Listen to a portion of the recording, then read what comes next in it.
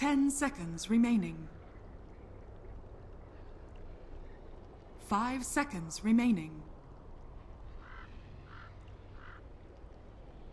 Reserve time.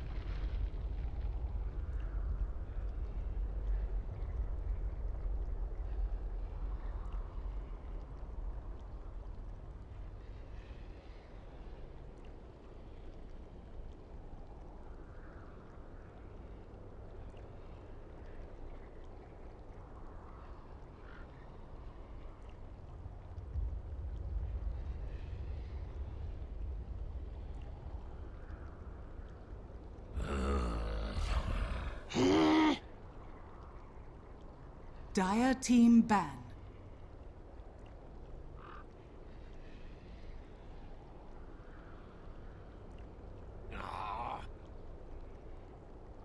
Radiant team ban.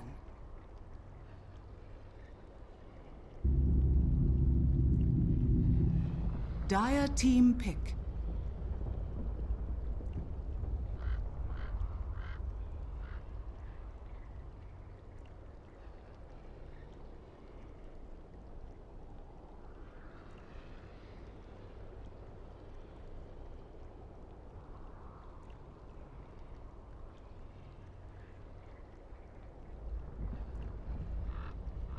Ten seconds remaining.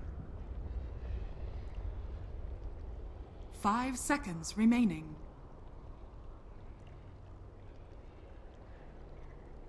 Reserve time.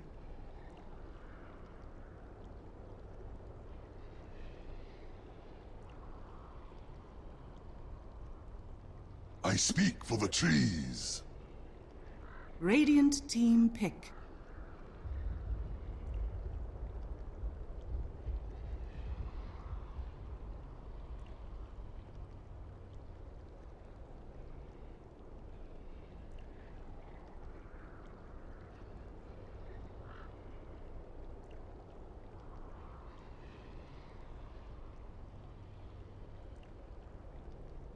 Ten seconds remaining. 5 seconds remaining. Invoker. Radiant team pick.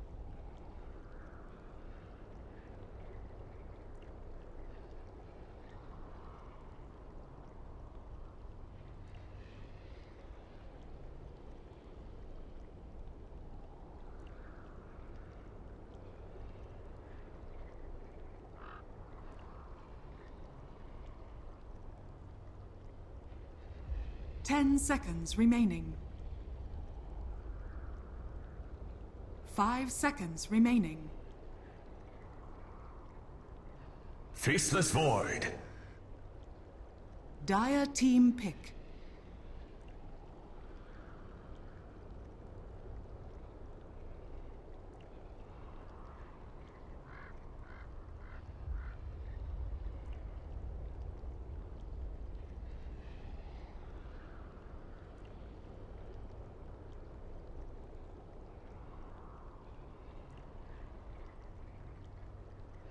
Ten seconds remaining.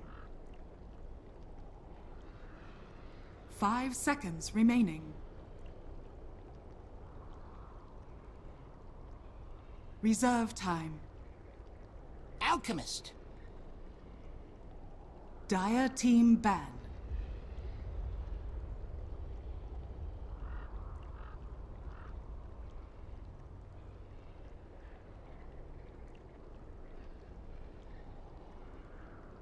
Welcome back, everybody. Game number 10 2 seconds between Danish remaining. Bears and No Diggity. No Diggity, obviously, one game 5 up, seconds and running the Alchemist again on Danish Bears. I'm not sure how I would really feel about that one. I kind of think that Radiant team ban. it really was a shame that Penguin Check somehow did not end up top net worth chart at one point in time, which is simply shouldn't happen. But his laning phase did go rather well, and he's facing up against 10 seconds same remaining. matchup. Excuse me, Alchemist versus 5 Invoker. seconds So remaining. I can kind of get where they're coming from. Faces Void is going to be Radiant team comboed ban. up by no Diggity. Be the pickup for Kezu. Now we've got the OD and Vengeful Spirit, both going to be banned away by Danish Bears. Oh, that's a little bit surprising. You know, I kind of like 10 seconds OD. remaining. No, never mind. I see. No Diggity have 5 the seconds first pick remaining. coming into the second phase. So if OD was left in the pool, it was something that Reserve No time. Diggity could actually third pick here. Yes, they would have all 3 cores in the first 3 picks, but that's okay because one of the things is that safe lane OD is really powerful. It's a great burst damage hero. It works super well Dire against team Alchemist because it's pure damage for the most part, targeting a hero that's going to be pretty reliant on his like assault cuirass that he's going to have later on to the game. Like he's looking to just try and tank up as much as possible, right? So OD's not a bad carry here against Alchemist, but you also combine the fact that you don't want to actually give away OD, and that's why I say third pick here, because you don't want to leave an 10 Obsidian seconds Devourer, remaining. whatever the hell his name is. Outworld Devourer, whatever the goddamn 5 name that seconds Valve has remaining. changed it to. Anyway, you don't want to leave that out in the pool Radiant when you team have Faceless Void, because Faceless Void is one of the harder offlaners to punish, but boy does OD do it well. He destroys Faceless Void. That hero has like no intelligence as is. You give him a couple of shots there, steal some of that int, all of a sudden Faceless Void is looking at no mana pool whatsoever. You know, where that all of a sudden that second bar that's supposed to be blue is just empty and black 10 and doesn't even have seconds numbers remaining. there. Yeah, that's what happens. So 5 Danish seconds Bears, I think that remaining. was smart. I was going to kind of argue, you know, maybe they should consider picking up the OD, but they wouldn't have had the Reserve opportunity time. anyway. Then the Vengeful Spirits. I mean, again, I guess no Diggity could have gotten it third pick. Vengeful Spirits pretty valuable against Faceless Void, but Danish Bears won something that's a little bit laning phase focused. The thing is, Vengeful Spirit's good because it's able to swap a carry out of the Chronosphere, and that's, you know, good saving mechanism. But that doesn't mean that Vengeful Spirit is very good at stopping the Faceless Void from getting farm in lane. Shadow Shaman is, though. Shadow Shaman has this Here really I am. good damage over time, long duration Dire disable team and pick. shackles, and might be able to set up with the right carry a lane that's actually able to zone out the Faceless Void, despite what I was saying earlier, which is that he's a super Radiant dangerous hero. team He's back. just super hard to shut out. And that is definitely a lane that can do that. Shadow Shaman and Ursa, any sort of direct, intense, single target damage, Faceless Void's gonna have to play pretty passive against this. And you don't want to see that from 10 Faceless Void. seconds You want to see him up in the enemy carry's face as much as possible. You want to see him 5 seconds getting good remaining. CS out of his laning phase, because he doesn't have the same kind of farming mechanisms that some of the other offlaners Reserve have, like time. Bat Rider or Lone Druid. Those heroes are just naturally able to get a good amount of farm outside the laning phase. Faceless Void just simply doesn't. That's why sometimes you'll see Iron Talon. In fact, this is probably an Iron Talon lane. I'm not going to lie. I'm not a big fan of Iron Talon first, but it's something that Kezu might have to consider here in this game. No Diggity, meanwhile, they're going to go for this aggressive support duo in the Bane and Mirana. Actually, is it a support duo? I bet they're still running a 4-position something else. No Diggity has done this before, right? I think it was the Epicenter Finals. I can't remember when it was. But they ran a safe lane Mirana. I Dire can't team say that I'm particularly... No. They ran the 4-position Mirana. But I think they've run the safe lane Mirana before. I'm like 90% sure about that.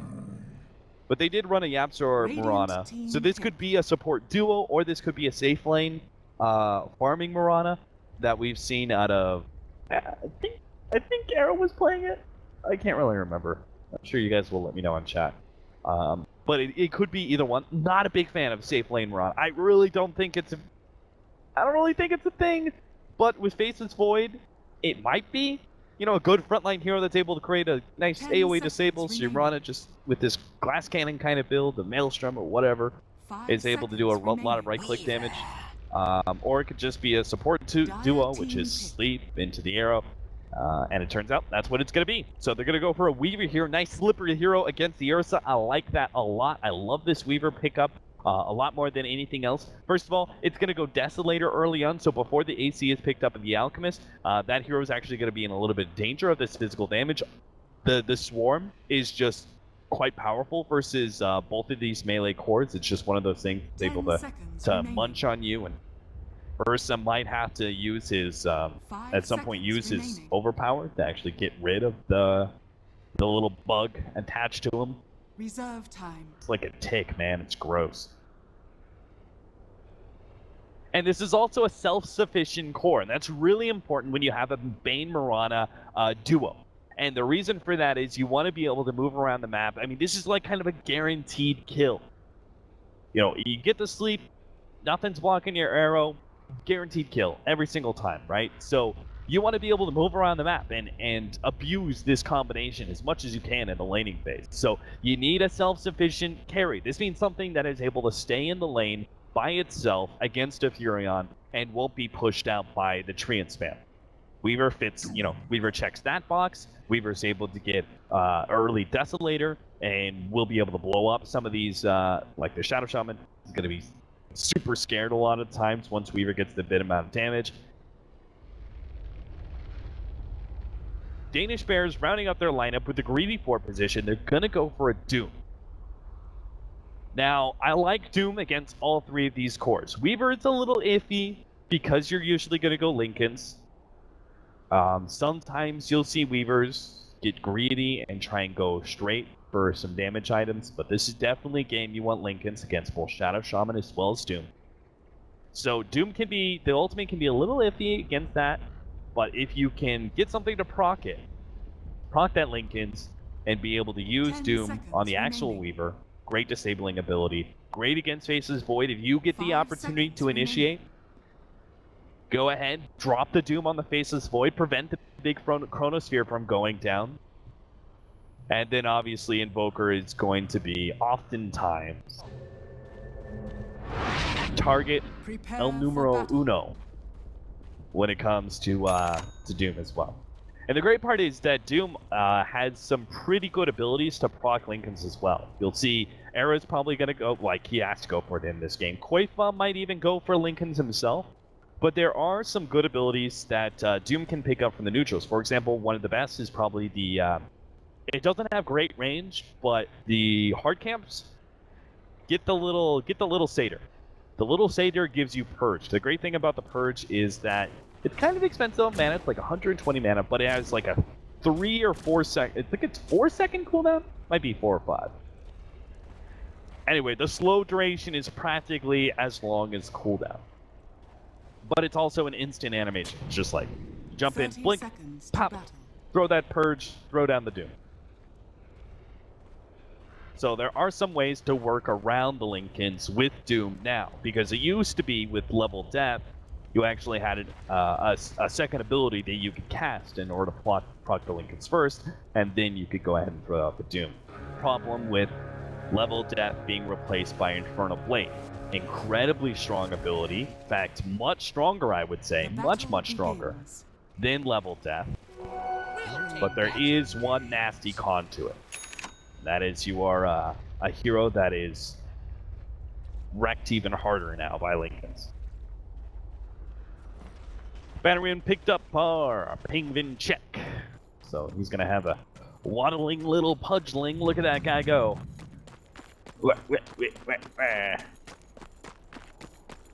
Anyway, so Quelling Blade and Healing Salve for him. So this is going to be kind of the same idea as the dual lane with Furion, the Night Stalker Furion combination. Doom is a little bit more independent in that he's able to utilize the jungle, obviously, and Noya just got I think the best creep wave you could possibly get at level 1. The Unholy Aura for Doom is just absurd. 6 HP regen a second.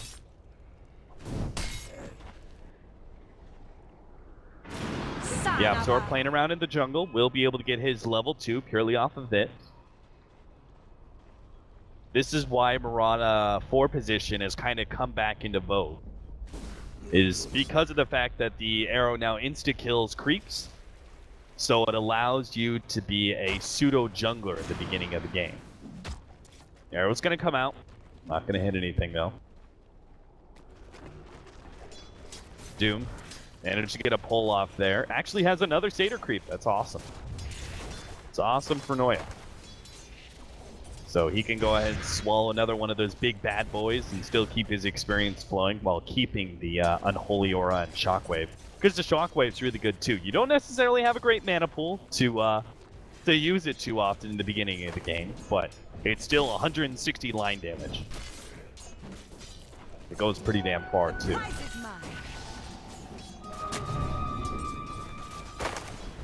Now, Noya went for Scorched Earth. I've seen some Dooms, they opt for going for Infernal Blade at level 2, just for the awesome harassment potential when you go into lane.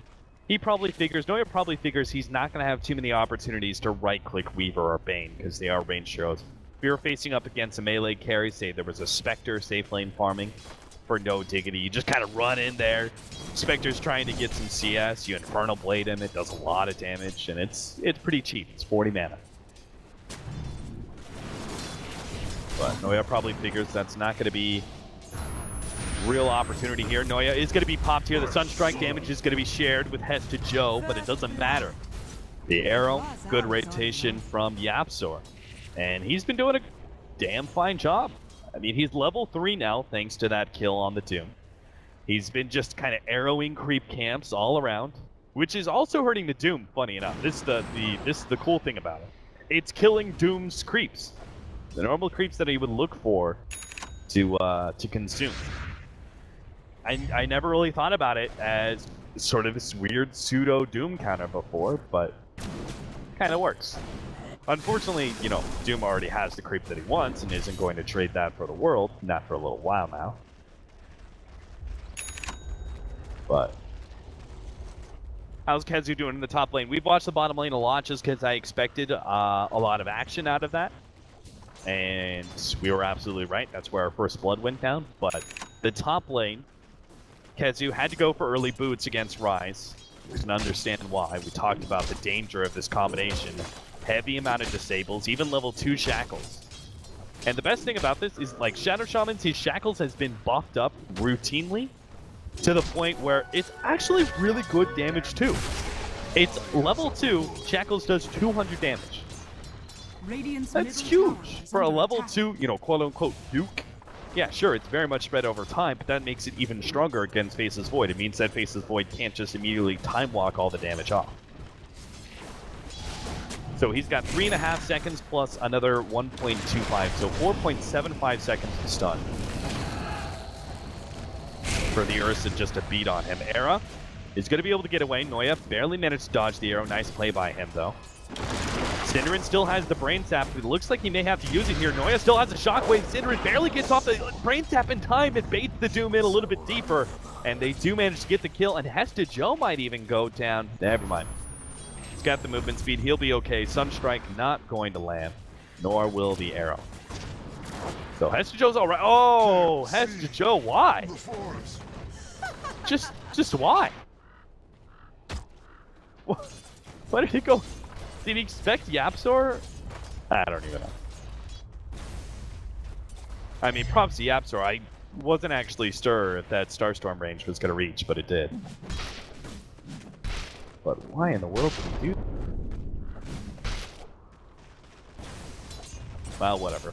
Back to our middle lane, 30-2 compared to the 34-7. Once again, Pingvinchek is kind of free farming away. Looks like Koifa's done a little bit better job managing Pingvinchek's CS.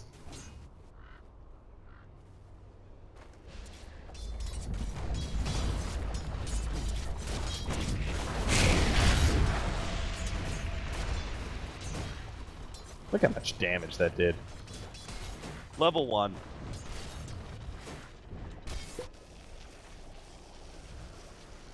Kezu, trying to get the rune here. Uh oh, Shadow Shaman? Alright, never mind. Bounty rune, not secured. Kezu jumps back in and grabs it in order to deny it from the Alchemist. Alchemist should be top of the net worth still, thanks to some bounty runes.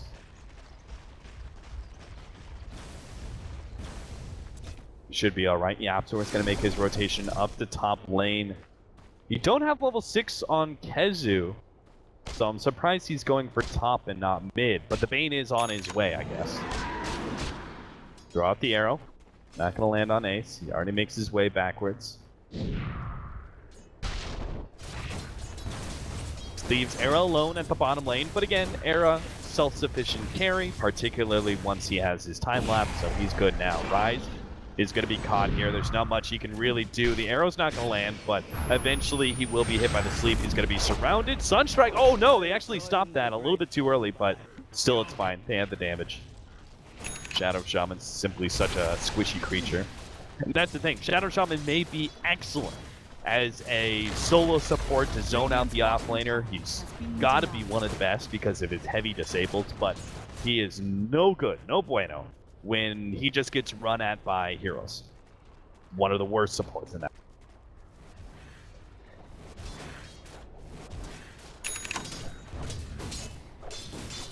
Already see, looks like Lincoln's first here for Era, as he's not going to go the boots build on Weaver. Some like it, some don't. Obviously, it's one of the few heroes. See, maybe Weaver, techies, you know. Is there anybody else who could just go without boots? Chen? There's some Chen to go without boots. They go the mech build. Riding that beast of burden slowly through the jungle.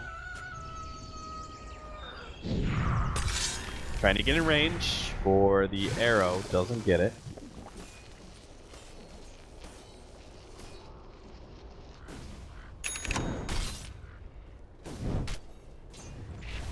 Everything's turning out really well here for No Diggity. They're basically winning every single test to Joe.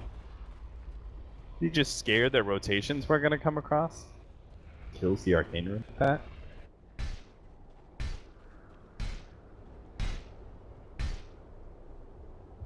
Not quite in the position to catch the Ursa as he rotates around. This combination is really good for popping the Ursa straight up because obviously most of the time he's going to be looking to enrage, but Chronosphere into the arrow, nail him with the Starstorm, and then a Sunstrike on top. So much single target damage, and you have no saving heroes. That's really important to talk about. They have no 4 or 5 positions like the Venge or Dazzle or anything else. Hesta Joe's gonna die. They have nothing else to stop a combination like that. Nobody to get in front of the arrow. Nobody swap somebody out from that Sunstrike. So all this insane, you know, single target damage essentially from No Diggity is a free kill. Every single time they get the sleep, every single time they hit the Chronosphere. Free kills all around.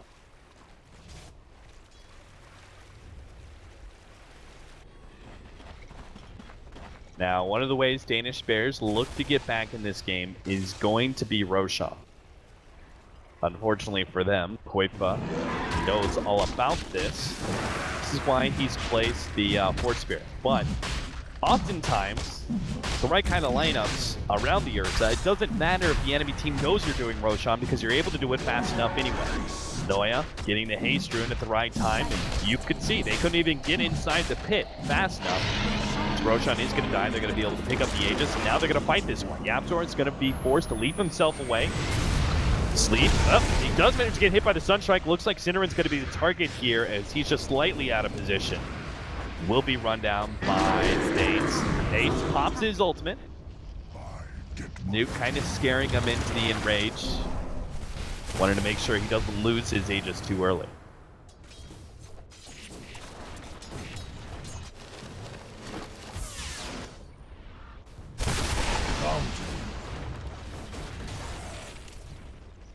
Now, that was definitely a win for Danish Bears, but it was a win that they had to get. This kind of lineup, your Dire side, you've got an Ursa, you have to get Roshans.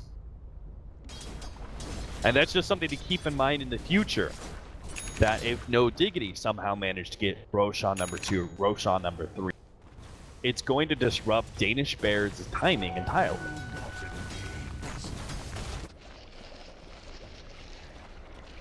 Penguin check going for the same builds here. Not terribly surprised by that. Somebody with Armlet, Blink Dagger, S and Y. Not sure if the S and Y is really the build. I think with Armlet and Blink, you should really be able to transition into something better. Era. Gonna be spotted here. No Doom. Doesn't go out fast enough. Weaver gets away. They needed that kill so badly.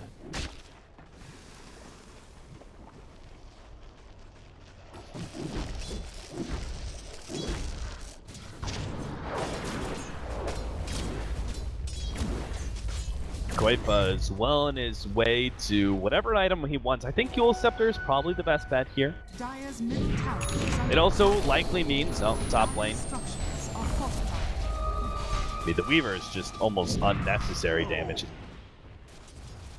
Glad we Get can the meet kill in the Furion. face to face. What was I saying? Oh, you're probably, you're gonna need an Aghanim Scepter on Ace in this game. You need to be able to stop Fiend's Grip. There's so many disables that BKB just will not be able to help you with. The Sleep Arrow combination, Fiend's Grip. There was something else. Dire's top tower is under attack. Radiant's middle tower is under attack. Can't remember what it was. Radiant structures are for Dire's top Maybe it tower was just is those two. fortified. But the Ags are going to be pretty necessary. But the Eul Scepter will still be a good pickup, I think, for Quaipa. What did he get?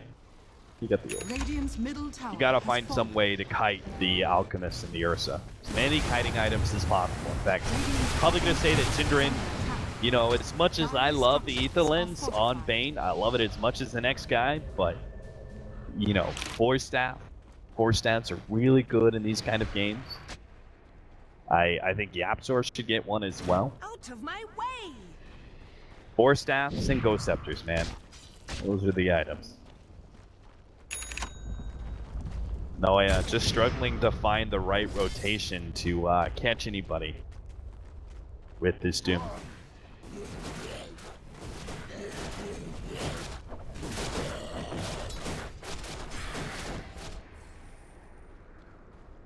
Allies! Fiend's Grip.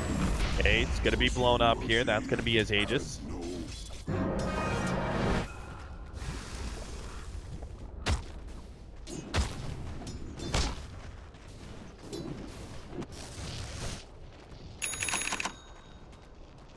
Yapzor also managed to scout, I believe, with the Moonlight Shadow, scouted the ward being placed. Kazu gonna be caught by the shackles here. They can throw out the Doom. They will. Definitely necessary. Ace wasn't gonna be there fast enough, so. A kill that will now turn into a tier 1 tower. Synderen, has fallen. kill the ward.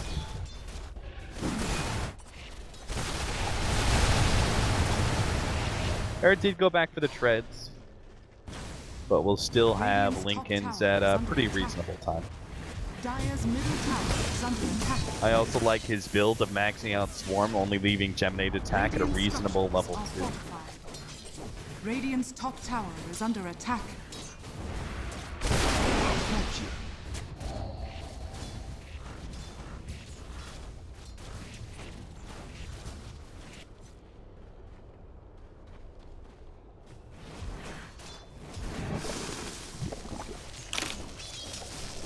Now he's going SNY again. Penguin check. It's just like, look guys, that last game, that wasn't on me. Alright? Give me the same hero, same matchup, same item build, all the way through. And I'll prove you guys that Alchemist will carry us.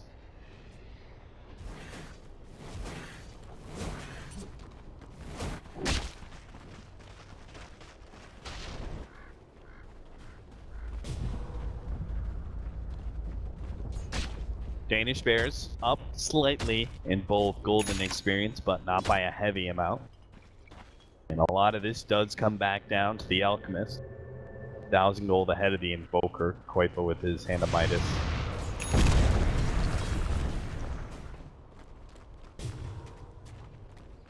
Doom is just too far behind. He's so far away from any of those initiation items, because he's still trying to build just drums. But, you know, Blink Dagger or even Shadow Blade, you know, one of those two items is pretty much a necessity for Doom. If he ever hopes to be able to catch the Invoker, Faceless Void, or even the Weaver, to catch them out with the ultimate.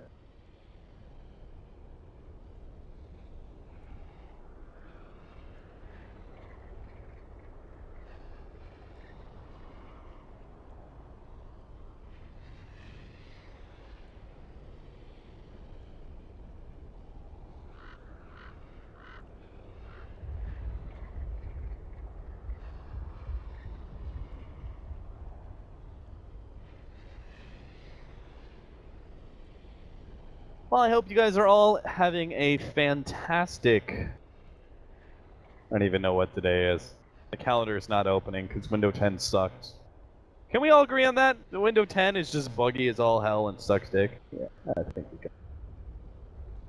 Anyway, I don't even know what the day is. Wednesday. I hope you guys are all having a fantastic Wednesday. Morning, afternoon, evening, wherever you are. Pretty nice here in Berlin, Germany. Blitz bribed me 50 euros earlier today. You know, I was having a good time, streaming away, playing some Dota, losing some MMR, all good stuff. And Blitz, I didn't know it, but Blitz bribed me with 50 euros to go to the grocery store with him because he's so him. There's no other way to really describe it. He's just so Blitz that he won't go to the grocery store by himself. So I went to the grocery store with him. Granted, that 50 euros pretty much covered the cabs and not much else, so it's not even like I really got anything out of it. But went grocery shopping with him. Didn't know it at the time, but he actually had his stream. He was streaming as well, and he told his viewers, "It's like, somebody donate me $50. Just trust me." And then he used that $50 to bait me to go to the store. How is that even, like, he doesn't even pay me with his own money. How is that a thing? Blitz, man. That guy is like a legend when it comes to laziness. All you guys, you think you're lazy right now? You're watching esports on your laptop, laying in bed or whatever. You think you're pretty lazy? Nah, it doesn't even come close to what Blitz Dota is able to accomplish.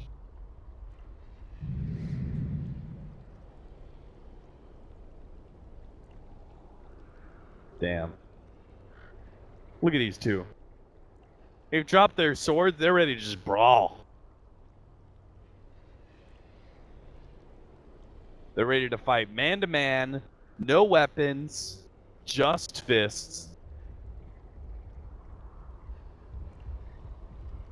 I'm like 100% certain though that the dire side creep takes it. I mean, just look at it. It just looks bigger and more muscular. It's got bones coming out of its back, man. Never looked at the creeps before.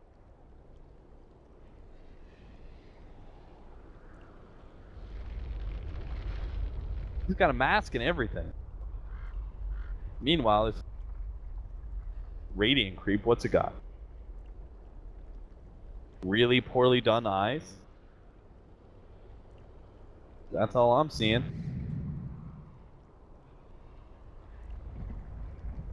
Come on, homies. No Diggity. Why are you giving me a pause in a solo cast? It's the worst you could possibly do.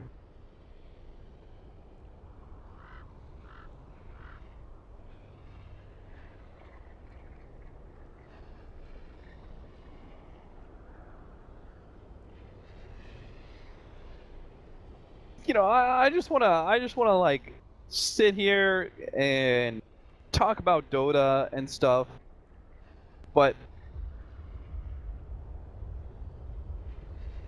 when there's a pause happening and I'm solo casting, there's just like not a whole lot to work. Especially seeing as like yeah, you know, I'm not really gonna break down Alchemist too much.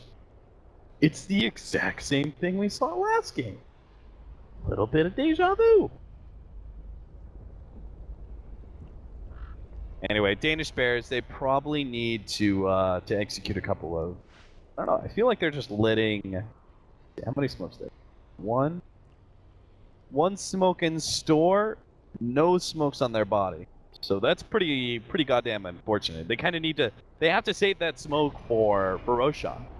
But this just it does kind of just mean that no Diggity are just gonna run this game through. Like they are controlling the pace of this game fully with their pickoff squad.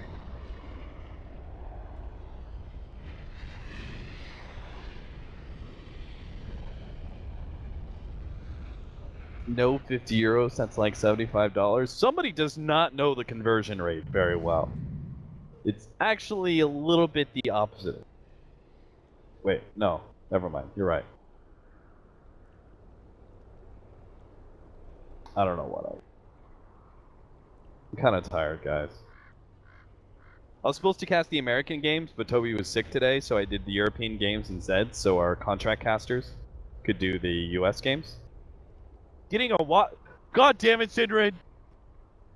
Fucking Synderen! Like, it never fails. This guy is always out to troll me. Even when I'm casting his goddamn games, he's trolling me.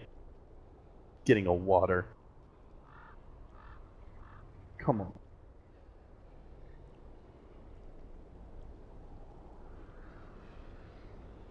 Anyway, it's more like 50 to 60 right now. Man, I came to Europe at just the worst time, by the way. The worst time. I moved to Europe when the European dollar, the euro, when it was pretty weak. Or pretty strong, rather. Sorry, I'm getting all this mixed up in my head. The euro was really strong when I moved over. So when I brought all this cash with me over to, you know, my grand adventure in Germany, the euro was really strong. So I just got reamed. And the next time that I went back to America, the dollar had like bounced back and it was basically like 1-to-1 even. And I had to exchange again. I got reamed again, man. This never stops. Is Blitz casting right now? Or is Blitz streaming right now? You know, I talked to Blitz about casting with me today because I was like, hey, I don't have anybody to cast with. He was like, no. Like, that does not sound like a good time. Can you believe that?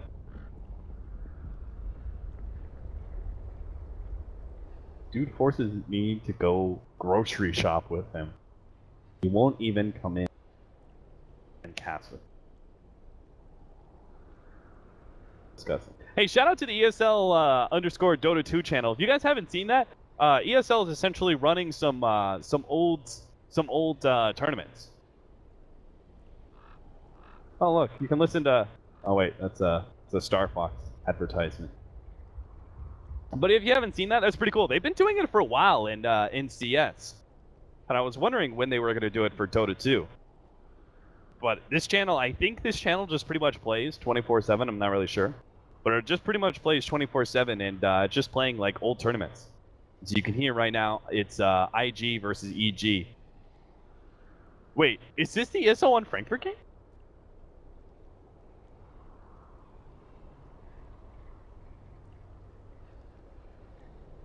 Is this ESL One Frankfurt 2014? Is this 22-0? Is that the meme?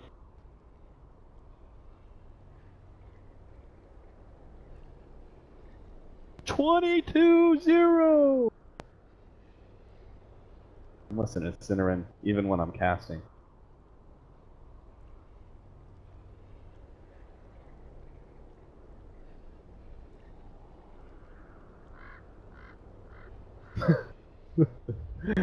We'll stop it right there. Stop it right there. Anyway, shout out to that channel. It's pretty cool. You guys ever have a hankering for being able to relive some nostalgia days of Dota 2? Go check out that channel.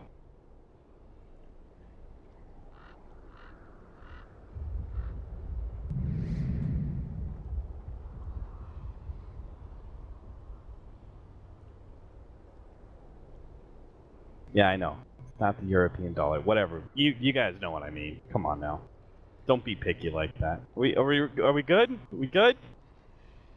You no longer thirsty, Synderen? Huh? Sure you don't need a blanket or something?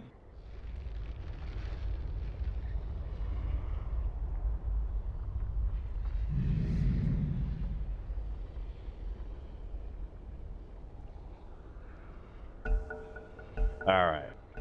Finally back underway. No Diggity versus the Danish Burrs.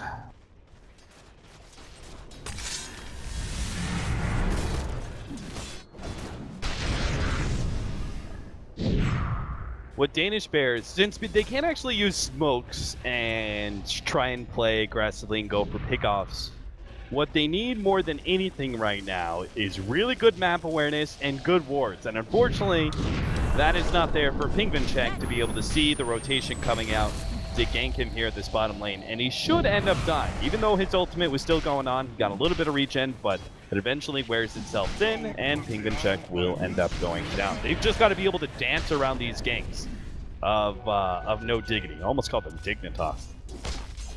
They've just got to be able to dance around these ganks. Because I don't think they're ready to team fight yet. They definitely need Ags, I think, still on A's.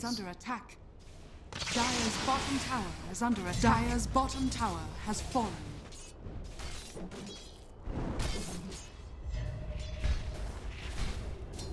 Give us the link. Come on. I said it out loud. The Twitch channel is. You guys that lazy? Whoa, whoa, whoa. Arrow. Sunstrike. Starstorm. Seeing stars. Yapzor nails another one. Man, 3-0 and 3. He's got a mech already on him. He's having a happy, happy day.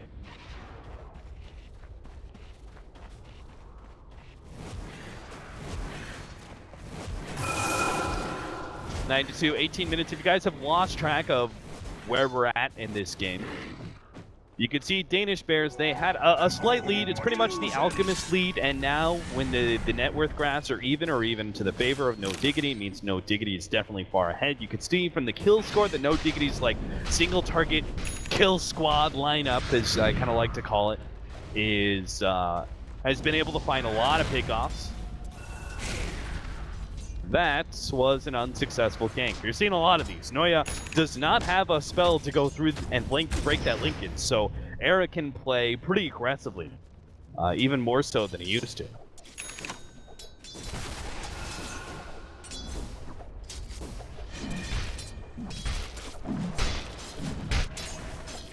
Kazu does get the Vlad this game. I think it's fair. I think the game's gonna be slow enough that Vlad's is warranted in this game. And he's got two right clickers in both the Invoker and Weaver who are going to be able to take advantage of that. Pingvincheck not fast enough to be able to get off the unstable concoction, and Kezu does get away. And that's really bad because you just put both cores in the same lane. You just flash them both at the bottom lane. This means No Diggity, like, Aaron knows he's free to go through the Radiant, the Dire Side jungle, excuse me. In fact, I'm surprised he's not putting pressure on the top tower right now. Simply because of the fact that he's got that Linkins and that he did see those heroes rotate to bottom lane.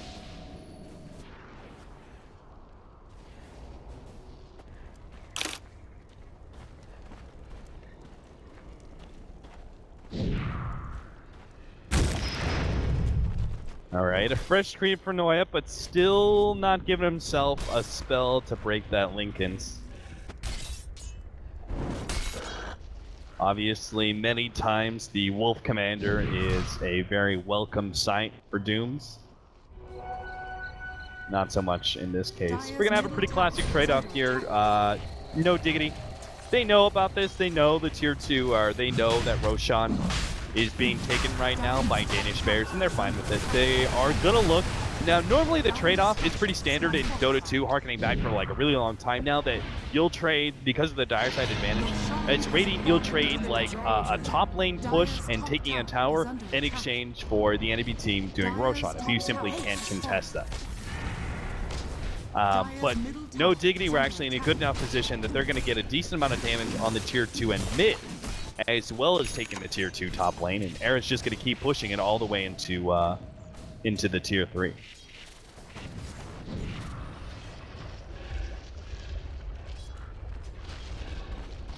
At the very least, you could say you will have the opportunity to explore this Alchemist build a little bit more than last game, simply due to the fact that it doesn't look like this game's going to be ending anytime soon. Danish Bears spotted out by many wards. You could see the way that no Diggity wanted to be able to maintain control of their Radiant jungle by being able to get vision of both of the big entrances. And then, in a way, they still have control of this area of entrance thanks to this ward right here. So even if they try and push through mid and go into the jungle through there, now that the tier 1 tower is down, they'll still be able to scout that out. Ace is going to be able to catch Cinder in here, gets the clap. Oh no, it's an invisible chicken! Invisible chickens, though, not invulnerable. Not to the Urshock of Ursa.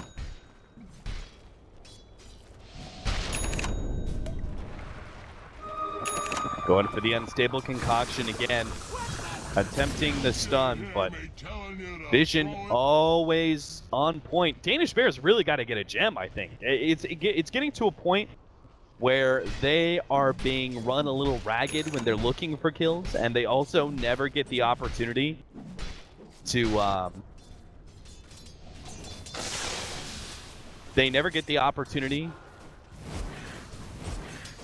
I lost my train of thought. What was I saying? Oh, to get those ganks. Like, all these ganks are just being spoiled for Danish Bears because of the fact that there's all this aggressive vision that's spotting them out. And it can only happen so many times. You can only have so many of these failed rotations before you just gotta give up and buy a gem and start killing some wards.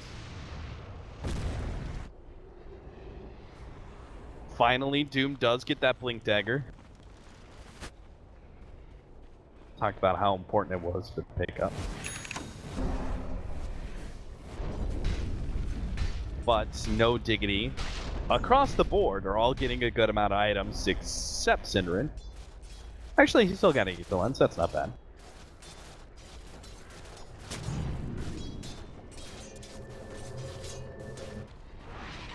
That Doom needs to Doom Koifa so badly in these fights.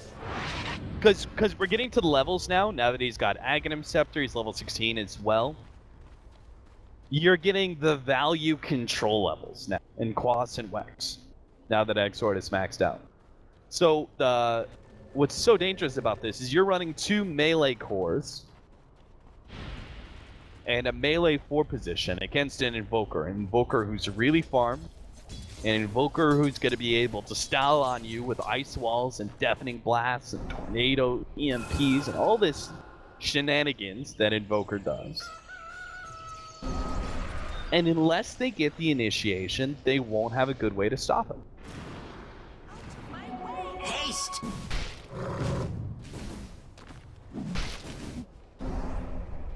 And that's where the Blink Dagger comes in. The Blink Dagger for the Doom, Alchemist, Ursa, Shadow Shaman. Shadow Shaman's gonna need one too. Trying to go onto Synderen here, that's a freebie. Koifa will be able to get away with the Ghost Walk.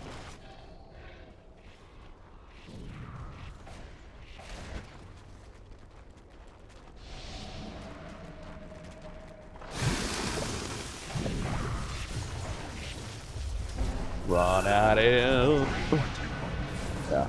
You can see the effect of not having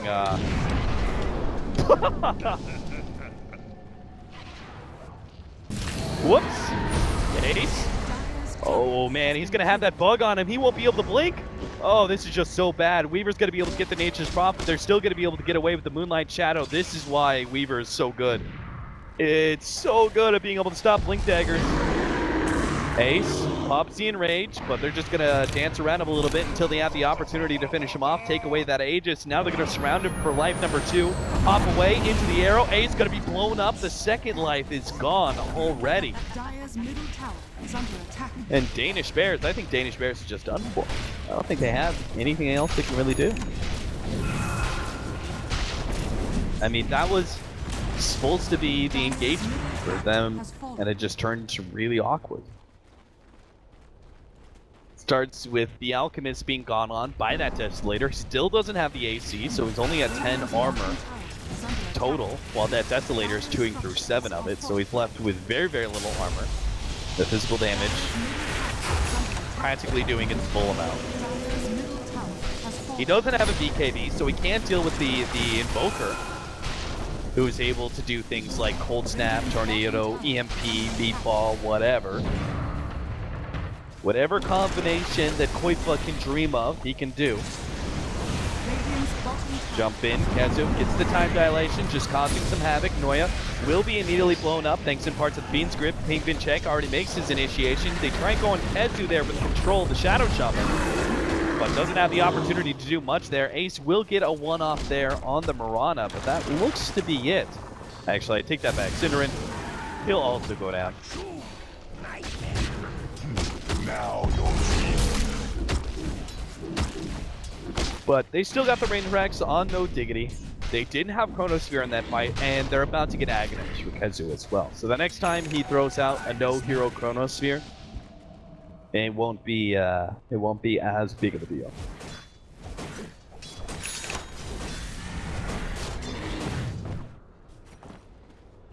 Meet the lens for the Shadow Shaman now. So you have some. It's almost like the regular range of Shackles. Yeah, Vita lens. Its range is just so garbage, but for a good reason.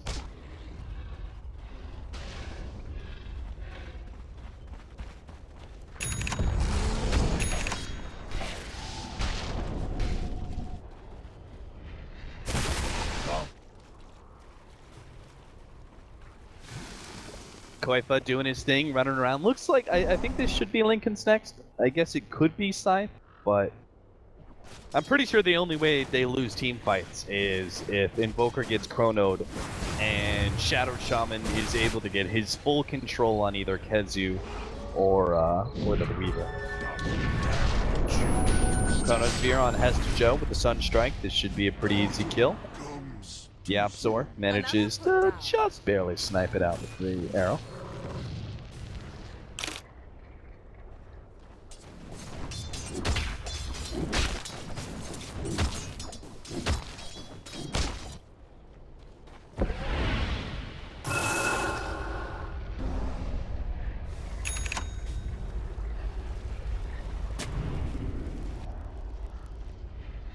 There's finally the AC of the Alchemist. Still going to have some big time issues with all of this magic damage from the Invoker. Danish Spirits are really baiting this top lane, hoping that someone's going to TP back, someone will push out the lane. But it's just not happening. No Diggity, they're going to go in. Oh no! They lose Invoker almost immediately thanks to Rise jumping in, managing to get the quick combination of Ether Shock and Hex to blow up the Lincolns and get the instant disable on the Invoker, allowing Ace obviously to cream him at his leisure. Radiant's top tower has fallen. You're gonna be able to get more, Kazu. Guy's still got his Blink Dagger, so it looks like they're good, but this would be a great time for them to do Roshan. Danish Bears haven't had a pickoff like that in quite a long time. As you can see from this chart, the last time they got a kill, what was it? Noya Doom killed a Faceless Void, and that was like in 14 minutes. So they've gone 15 minutes without a pickoff. Finally get one, allowing them to be able to get Roshan, Boots of Travel, and Aegis now for the Ursa. Alchemist will pick up the cheese. The prize is mine.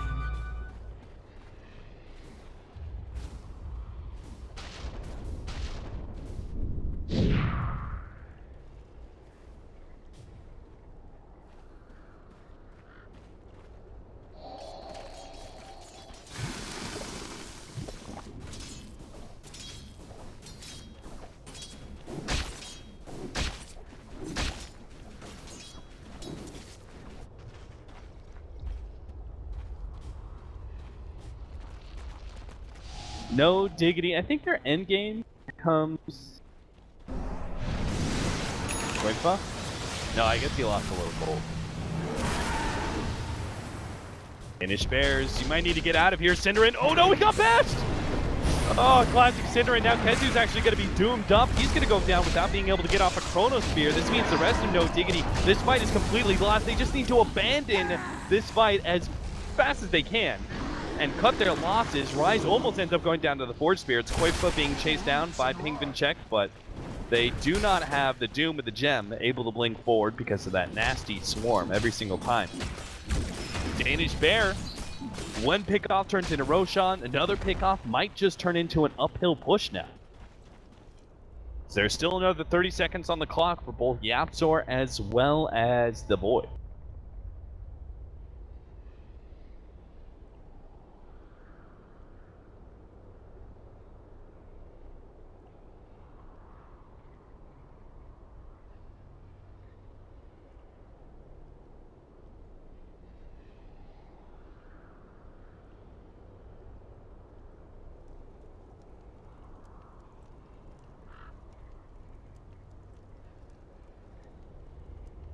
Do they have the damage to be able to take, let's see, 30 seconds? I think they have the damage to be able to take tier 3 and melee racks. The glyph is still up. So you're only talking about maybe 20 seconds?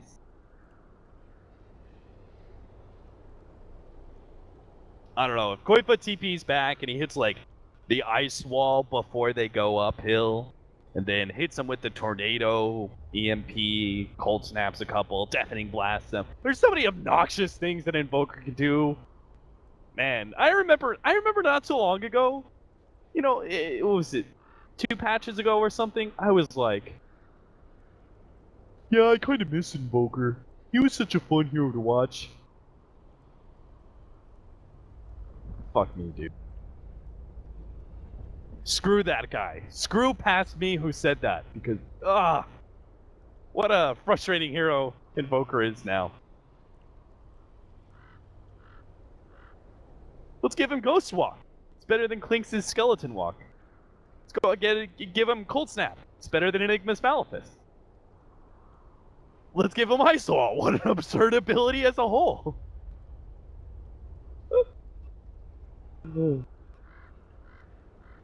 Shun Strike, global, pure damage. You got the Meteor's like really low down on the list when it comes to OP abilities, despite it being one of the abilities that allows you to freely blow up somebody for free. And yet that ability, like, no one's like, oh yeah, stupid Meteor, what an overpowered spell. Let's not forget about the oft not talked about Alacrity. Better than Bloodlust combined with what's a straight damage increase? Howl? Howl's global, that's not a good example. Bloodlust mixed with like Lone Druid's Roar thing, whatever that's called, Primal Roar, something like that. Like better than both of those combined. Great. Great hero, the Wizard Man. Great hero.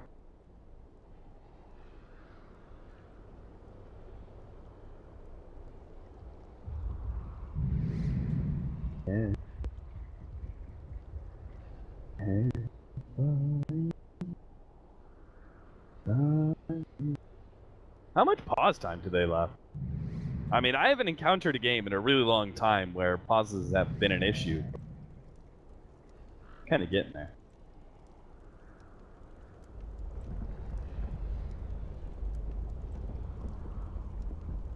Let's check out items, guys. All else fails. The hell?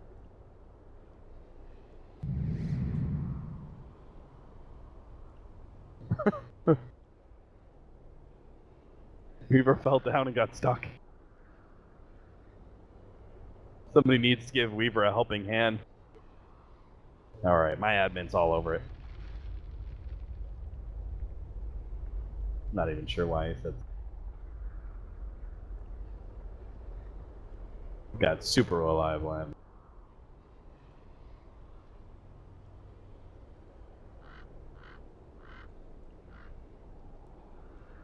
Help me.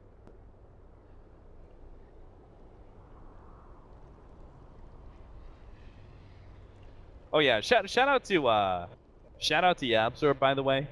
That guy does not. Clearly, you guys have discovered it by now. That guy does not have very stable connection. Yapsor is Jordanian, so he doesn't have great pings or great internet or really great anything. Dude's still incredibly talented at the Dota video game. We could talk about Danish Bears, though. We went a lot about No Diggity and kind of talking about some of their players and where they came from. Didn't really get a chance to talk about Danish Bears too much. But you've got on the Danish Bears side, I said, you know, I talked about Ace. I really think that Ace is just a really good aggressive carry. I think that guy is pretty damn talented. I think he's one of the best players that Danish Bears has. The best. That guy's been around for quite some time, going all the way back to the old 3D Max team, which was a Danish team that played all the way back in like the early Dota 2 days of back in like 2013 days. This guy's been around for a while, and he played, I believe he also played with Hesta Joe as well as Noya during those days, if I'm not totally wrong. So he's been playing with this crew on and off for a long time now. Ace and Rise have also been playing together for quite a long time as well. Rise, of course, being a part of the on and off again Flipside Tactics and Mouse Sports groups through 2014 or through 2015. Rise and Ace have played together again on and off for quite a long time.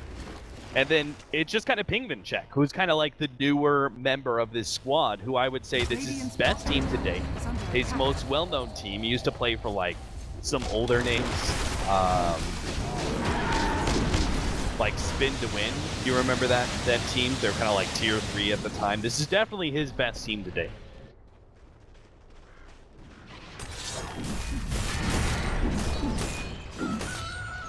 Great pub player. It's like 7.5K or something like that. He's just solid all around. Noya not going to be going back for the drums at all. He's now going to turn this Robe of the Magi into a Vlad. Or wait, what am I saying? I'm sure he's going to go back for the drums eventually. Alright, whatever. Ignore me. I don't know why I said Robe of the Magi into Vlad's, but he's making a Vlad's. And he has a Robe of Magi. Those ideas just kind of collided in my head. I mean, the Vlad's is obviously a good pickup for both the Alchemist as well as the Ursa. Helps their pushing power as well. I forgot we were talking about whether or not they could go high ground. I think I digressed into how dumb Invoker is with his insane abilities. Who now has a Lincoln Sphere. So all his insane abilities basically made it so Danish Bears couldn't go high ground despite 30 seconds. With 2 heroes down. They were possibly also afraid of buybacks from No Diggity, because No Diggity do have such good catch. Koipa found himself a free kill, and he knows it too.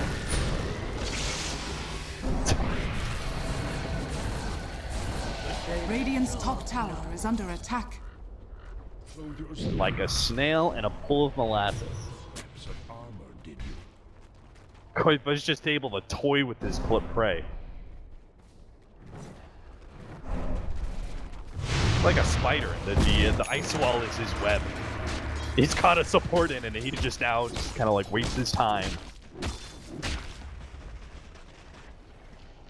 before consuming that poor support for sustenance. Abyssal Blade's going to be coming in soon for Ace. That Lincoln Sphere is still, I think, the most problematic item pickup for Danish Bears, though, in quite some time. Era has himself a BKB. They've got a Scythe of Ice on Furion. So we do also have there's another double instant disable. This is really important.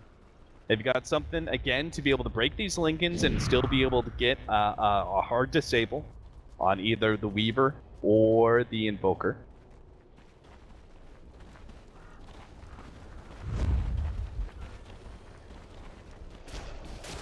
So Danish Bears do have ways to be able to win these fights, but it's going to just be hard for them to execute it.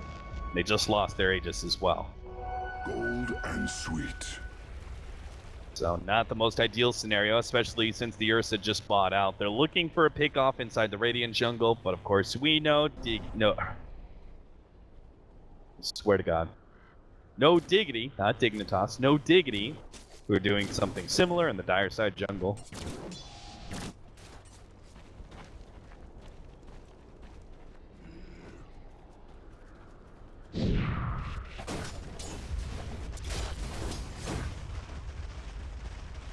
Rise. They're gonna go forward and drop the Serpent Wards while the rest of the team backs up to defend their tier 3. I think that's kind of the play. I don't know. Alchemist is defending its solo right now. Cinderin not gonna go for the Fiend's Grip. Everyone's gonna back up to base, and they're actually gonna push through. You're gonna see Quaifa cut across and see if he can find anybody that's too far forward. And Era, Limber Cape is going to wear out here. They get the instant disable. They're going to try and jump on Era as fast as possible. Ace misses some of his damage, but still looks like no to sleep. Cinderin, did he just save him? He did! Time lapse goes down, and now Ace controlled by the Fiend's Grip. Cinderin, oh man, if only Ace had misclicked on that creep once, it would have gotten Era. Still though, this fight would have gone nasty for Danish Bears, I think, no matter what. No Diggity position themselves quite well to abuse that initiation. Penguin Check is now just going, what the hell just happened, guys? Got my cheese fermenting in my inventory. We were supposed to just hang out, farm someone. He's got 5,700 gold as well. I mean, he's pretty close to getting an Abyssal Blade for himself. He won, so I'm not sure what his item build is, to be honest. Dire's middle barracks are under attack. But now Quaifa fearlessly jumping into the enemy base, starts taking out the melee racks. There is a tier 2 bottom, but not one at top lane, so no Diggity can go straight for the second lane of racks.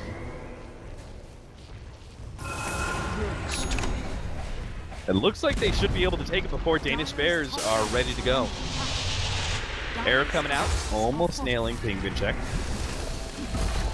He really wants to stop this melee racks from going down, and it looks like he will actually be able to. They just committed fully from no Diggity. They should have been able to take that, but not fast enough, it seems. Danish Bears, though, on the precipice here. Haste. Completely losing this game. They're trying to get the Vlads on Denoya first before they do anything else. It's going to be the Abyssal for Penguin Check, so more lockdown. Everyone's going to buy out. Everyone's going to buy out. Oh, look, 1.5 second invoke. Why don't you just get an arcane rune while you're at it, Quaifa? Shitty wizard. This is a real shitty wizard right here.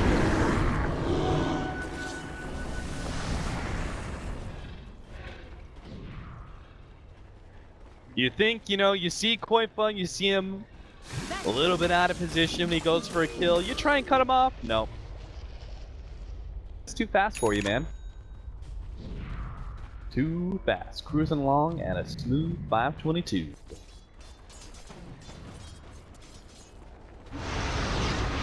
He's gonna make you enrage again. Ketsu is almost there with the axe. Oh, we managed to get the Doom onto Quaifa plus the Orchid. They're going to be able to get the Scythe of Ice onto Ketsu as well. They're going to be able to combo stun both of these heroes in order to take them out. The top lane is still being gone on though. The range Rax is already gone. Era going to stick around for the melee Rax. He's almost got it too. Pops his BKB. That's why he sticks around. He knew he wouldn't get punished here. Yapzor, unfortunately, getting bashed first hit, will drop the gem. And yes, they lost their second lane of Rax, but this might be the opening Danish Bears needed to be able to take control of the map and try and end this game now, because 2 lanes of Rax, you don't want to be sticking around. against this combo. Dire's middle tower is under attack. Because otherwise, you're eventually just going to get your bottom lane ratted out, no matter even if you are able to hold your ground and win fights. Still a strong possibility of you getting mega no matter what. So Danish Bears need to try and even out this Rax advantage, force some buybacks at very least here. And I think no Diggity would rather give up a lane of Rax than expend their buyback on the Invoker. But I guess we'll have to see. Ketsu is back up. He's got the Chronosphere. He could set up a really good fight here, and he is going to be able to catch two. Ace is going to be locked in. They're going to try and throw some damage onto him. He still has the cheese, and both heroes are going to be able to survive with plenty of HP. Ace now goes in, gets the Abyssal Blade onto Kezu. Fiend's Grip stops that, but only for a moment. And then Rage goes down, but it does buy enough time for Kezu to be able to get out. Ace starts walking himself away. Reminder, he still has the cheese. Air in the background did manage to kill the Shadow Shaman, but now he managed to get bashed up. No, he gets off the time lapse. Oh no! Now Danish Bears, they're going to lose this fight guaranteed, as they're going to be kited around underneath the ice wall. Again, even if they got Era, it still looks like that fight would go bad for them. And now it's going to be Danish Bears going to be the ones who are going to be forced to expend buybacks. They might as well go for it now. Heads to Joe, turns around. Scythe first, then the Orchid. Instead of the other way around. One buyback, I'm not sure why. Danish, maybe they're trying to lure No Diggity in. Think, hey man, you could go for the throne right now, and then they're going to all buy out and see if they can win some big team fight. Because there's clearly no way that No Diggity are just going to kind of muck about and not go for objectives unless you buy out. And it looks like one buyout from the Ursa is going to be enough to force No Diggity back. Or I say force, but I really think they could have kept going. I think it's more just like they know they're really far ahead. They know the only way they're really going to lose that game is if they play too aggressively. There's the buyback from the Alchemist. They know they cannot afford to give up Roshan. That's both the Aegis and the cheese. Yapster are going to be gone on here. Glimmercade buys them a little bit of time to counter ward laid down. They also manage to get the Hex, plus the Shackles. Sleep goes down. Again, Tinderin saving his ally. Will be able to jump away. Chronosphere locks Ace in. They get the arrow. He pops the enrage underneath Chronosphere and will be able to survive through this combination. Enough? No, we can't get the TP out. There's a big crit coming out from Era that will be able to stop him. Pingvin check not going to be gone on here. Instead, they look to clean up the rest of the heroes who, Jesus Christ. Era tears the Shadow Shaman a new hole. And Noya is also going to fall. They turn back to Roshan, and that is definitely the end of this series. Aegis, cheese, no buybacks. Only a tier 4 left. No Diggity. They keep their hopes alive here in the ESL One Frankfurt European Qualifier. They move on through to the lower bracket, beating Danish Bears 2-0, and will move on to face up against Na'Vi. Na'Vi, who did lose to Virtus Pro. Toby and I casted the game. It was a little bit surprising to me because I thought Virtus Pro was just in bad shape and Na'Vi were still okay, but Virtus Pro 2-0'd Na'Vi. And that will be our next matchup. That looks to be happening. It's going to be scheduled